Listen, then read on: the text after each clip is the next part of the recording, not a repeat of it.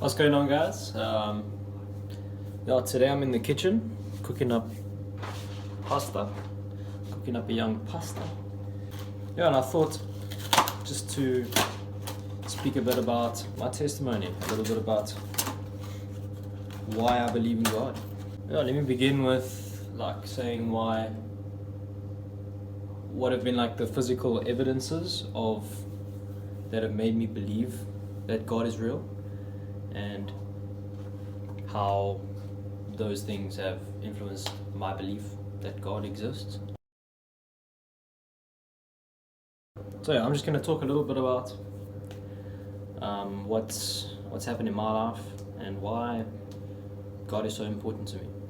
So I grew up in church, and basically I've been going to church. My grandparents were always in church.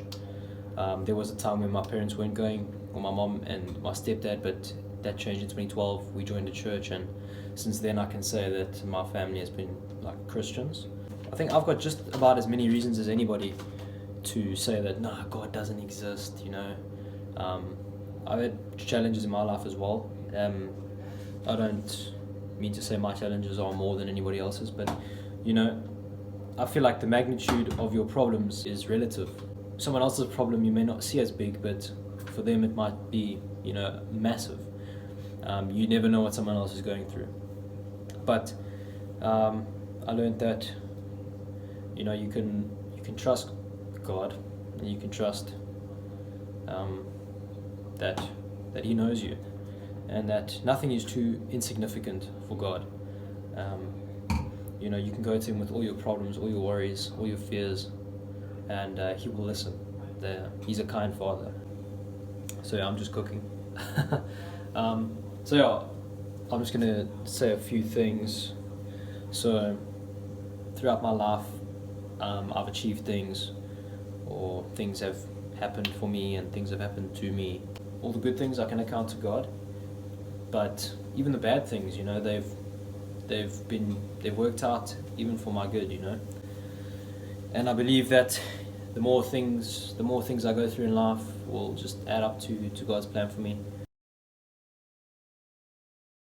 One of the things that comes to mind straight away is how I became head prefect at my high school. I remember when I went to high school, so that's grade 8 for us in South Africa, or most people in South Africa.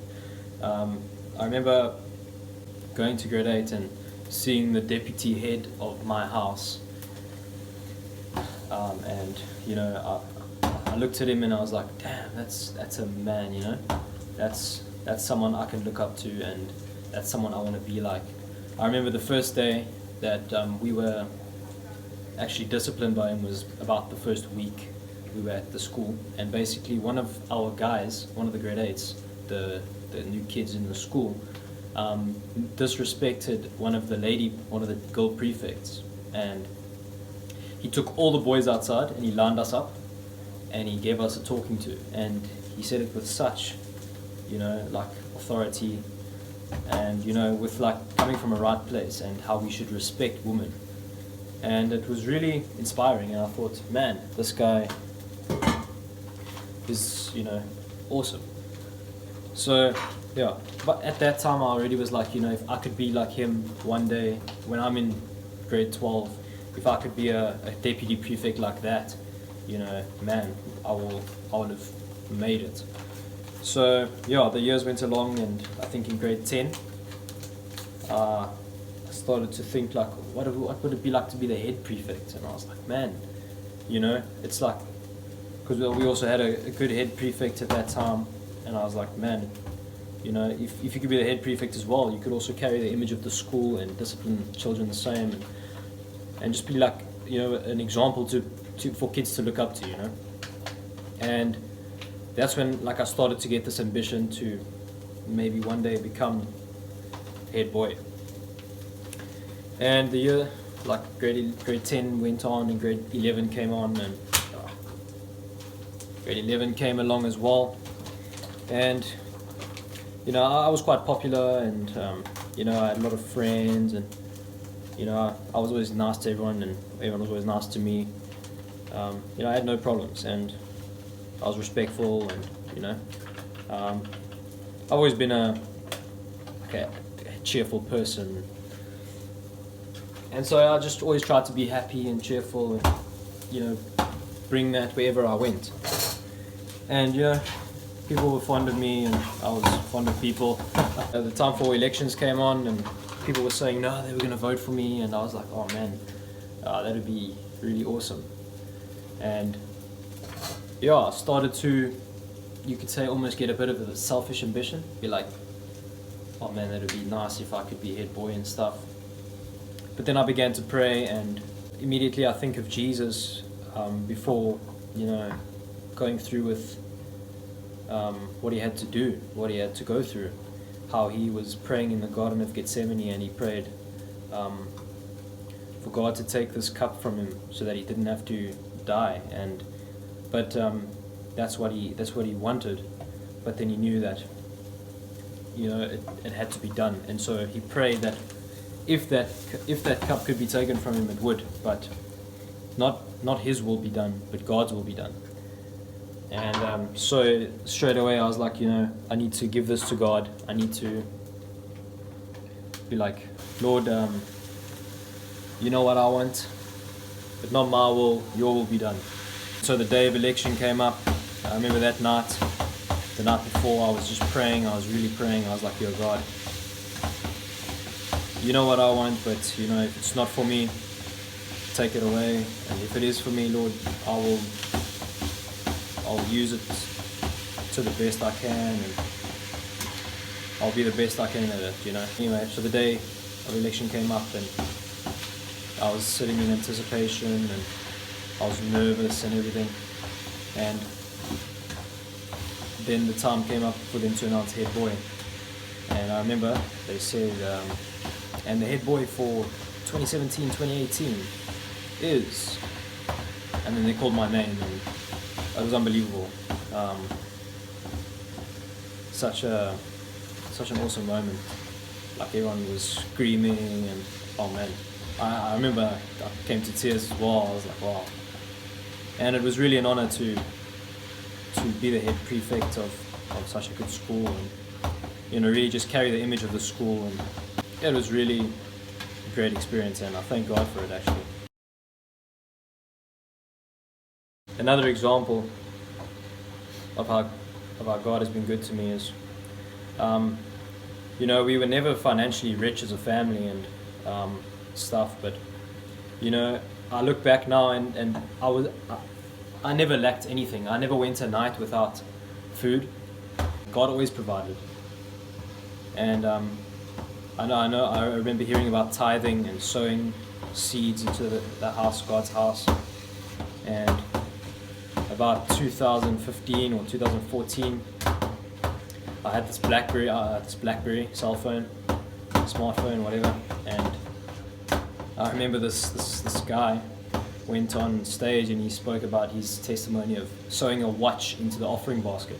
He gave one of his fancy watches, and he went on stage and said his testimony about how God had blessed him with a new watch, and like such a nice watch and everything. And that instantly spoke to me, and I was like, wow, you know, I want a new phone. I have this phone. I can go without a phone for a bit, you know.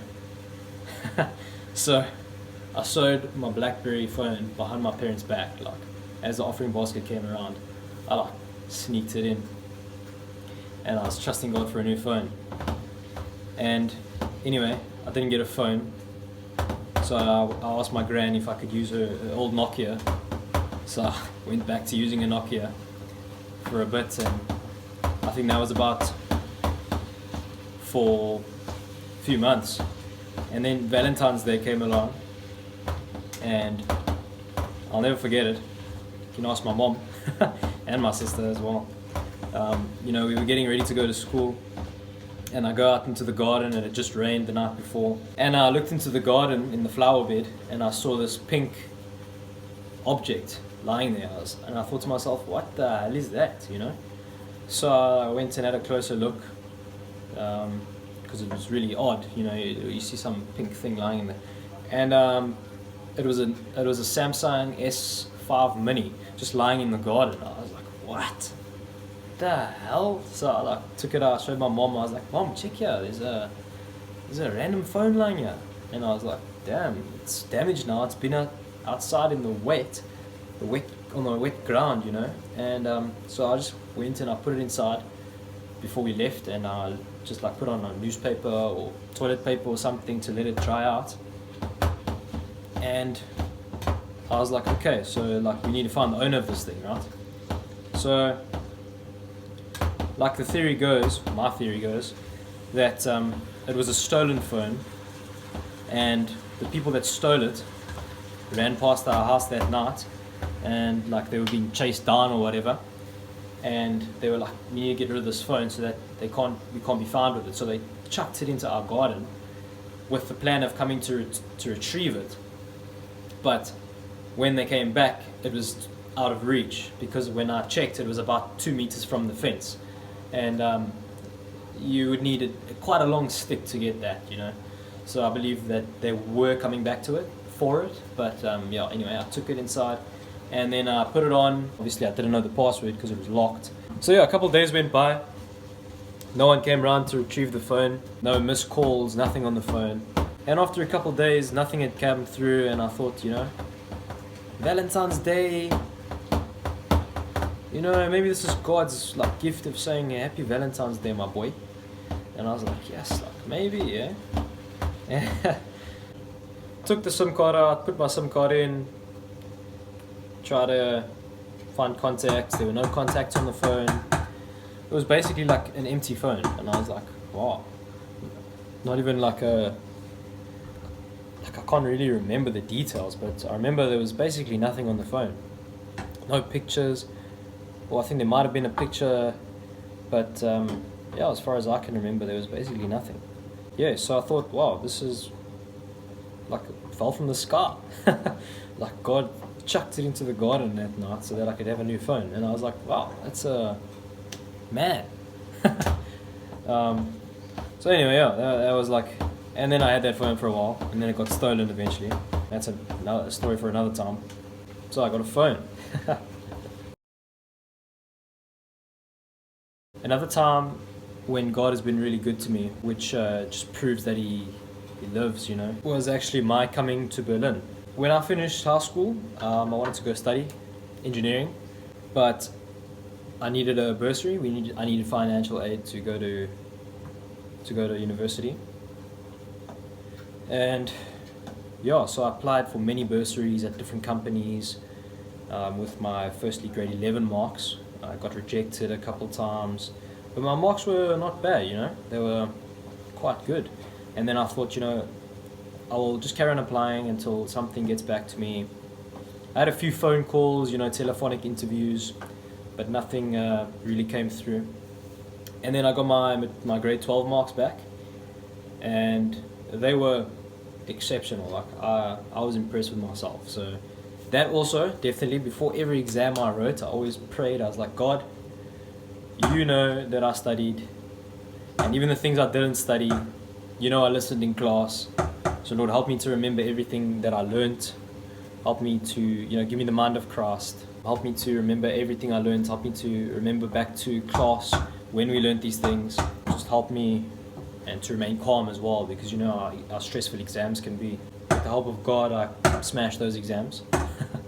And I got great marks at the end of the year.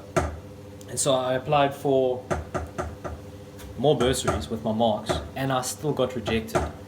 And that's when I knew, you know, that's rigged. Like, I guess I'll just go work, get a job, you know, start saving, and I guess I won't study. You know, I was quite angry, you know. Not angry, but I was like disappointed, you know. It was like I was praying that God would give me a bursary, and you know, I'd be able to go study and, you know, really just pursue my dreams of like becoming something to do with engineering. My other dream is to become an entrepreneur. That's actually what my plan of action was for if I didn't get to study. I was going to save a couple months until I had enough money to put down to like as capital to start a company. And I was gonna like work with my brother. We were gonna work this thing up. We had an idea with my stepdad, and we were gonna work it. We were gonna get this thing up and running. Yeah. So I started working in the February of last year,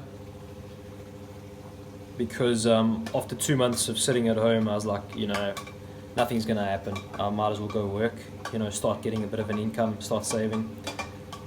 And during my time working, I got a phone call to go for an interview for a potential position to do an apprenticeship overseas in Berlin, Germany. And I was like, man, that'd be quite cool, huh?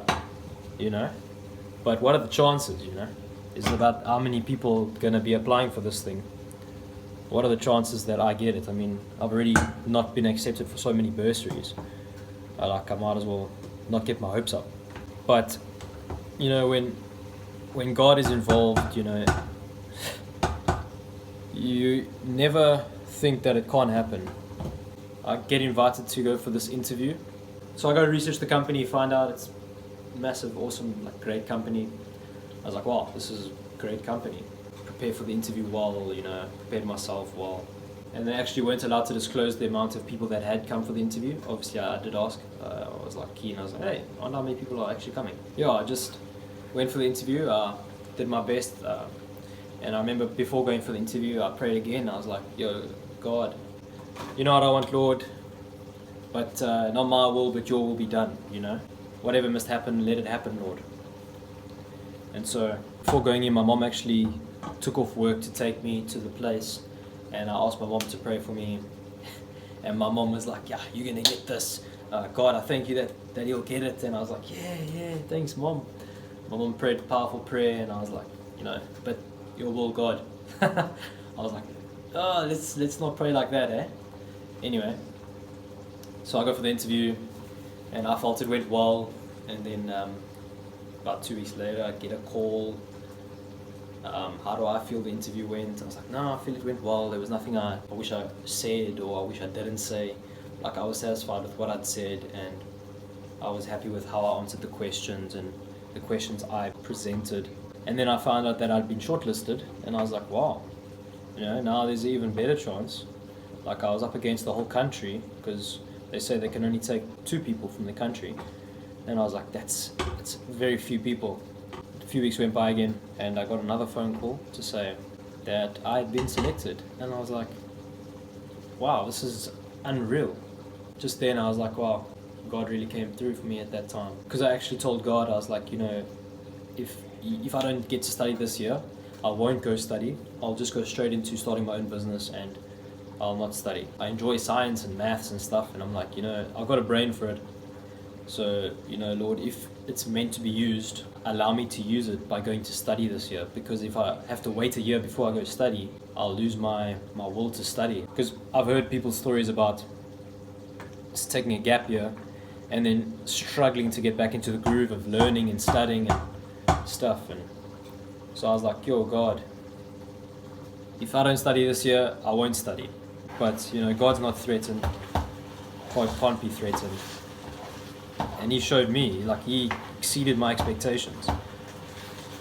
All I could have ever dreamed of was just going to study away from home somewhere in South Africa, going to Pretoria, Stellenbosch, or Cape Town or something, and going studying there, getting a residence or something. And man, that was my prayer. I was praying yo, Lord, please. And then what he does? He sends me overseas, far away from home, from my own place. God has really blessed me. And I believe it's because of, his grace. I haven't been a great ambassador for him. I haven't been great. There's been people in my life that I should have spoken about the gospel to, and I didn't. And now that time is gone, and I can't take it back. And there's people that have gone that I'll never know if their life was right with Jesus. And so I kind of dedicated this channel to bringing glory to God. So I can't be lying on this channel. I'll only be telling the truth. All the truth as I know it, and I believe I know the truth because Jesus is the truth. And so I believe really that it's been just by starting to tithe, by starting to read the Word, starting to pray every day, by just choosing to remember God, because it's so easy to, when He blesses you, forget about Him. Like coming to Berlin, there's a massive club scene here. Everyone smokes and drinks alcohol. It's easy to just join them, but what's hard is maintaining my relationship with God. And actually it's discipline. And if I could have chosen to just fall into the trap, but I've chosen to try and to grow my relationship with God. So thank you so much for listening. I hope I was able to inspire you a little bit. My videos won't always be like this. I just didn't know what to talk about. But there's always truth when you share your testimony. We are given power over the enemy when we share our testimony, because by choosing to keep your testimony in, no one will ever hear it.